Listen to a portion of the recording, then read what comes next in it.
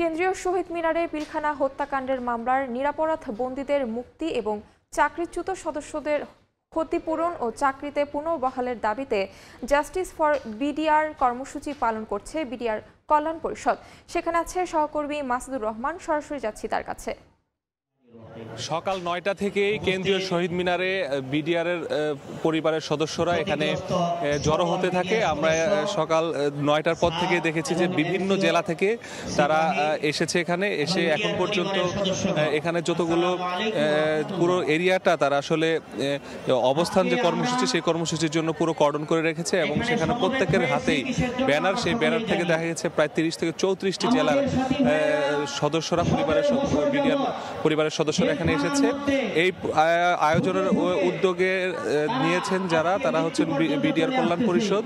তারা এর আগেও ৬ দফা দাবিতে রাস্তায় নেমেছিল এবং তখন সরকারের পক্ষ থেকে তাদের আশ্বাস দেওয়া হয়েছিল তাদের যে সেই ৬ দফায় মেনে নেওয়া হবে এবং এরপরে আমরা দেখেছি অনেককে জামিন দেওয়া হয়েছে।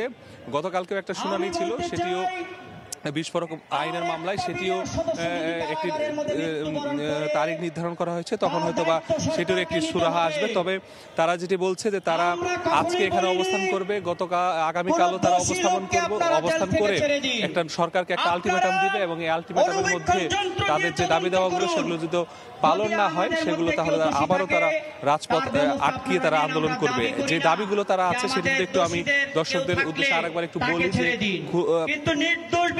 ষড়যন্ত্রমূলক মামলার রায় বাতিল স্থগিত করে আটককৃত বিডিআর সদস্যদেরকে সিআরপিসি ৪০১ ধারায় মুক্তি দিতে হবে। সেক্ষেত্রে প্রয়োজনে সংবিধানের ৪৯ অনুচ্ছেদ প্রয়োগ করতে হবে। নিরপেক্ষ এবং স্বাধীন তদন্ত শেষে যারা অপরাধী চিহ্নিত হবে তাদের পুনর্বিচার করতে হবে। স্বাধীন তদন্ত কমিশনকে নিরপেক্ষভাবে কাজ করার জন্য প্রজ্ঞাপনে উল্লেখিত ব্যতীত শব্দ বাদ দিয়ে তদন্ত কমিশন প্রধানকে আপিল বিভাগের বিচারপতি পদমর্যাদা এবং সদস্যদের হাইকোর্ট বিভাগের বিচারপতি পদমর্যাদা সহ অন্যান্য সকল সুবিধা দিতে হবে। পিলখানার হত্যাকাণ্ডের চাকরিচ্যুত বিডিআর সদস্যদের চাকরিতে পুনর্বহাল এবং পুনর্বাসনের জন্য সর্ব ধরনের ব্যবস্থা নেওয়া দরকার, তাদের নিতে হবে। এখানে অনেকে এসেছেন যারা সম্প্রতি জামিনে মুক্তি পেয়েছেন এবং জামিনে মুক্তি পেয়ে এখানে এসেছেন এবং তারা যেটি বলেছেন তারা নির্দোষ।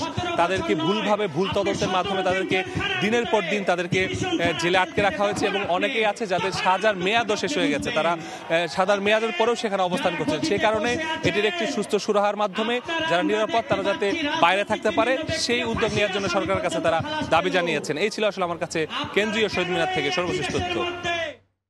সরাসরি যুক্ত ছিলাম শহীদ মিনারে।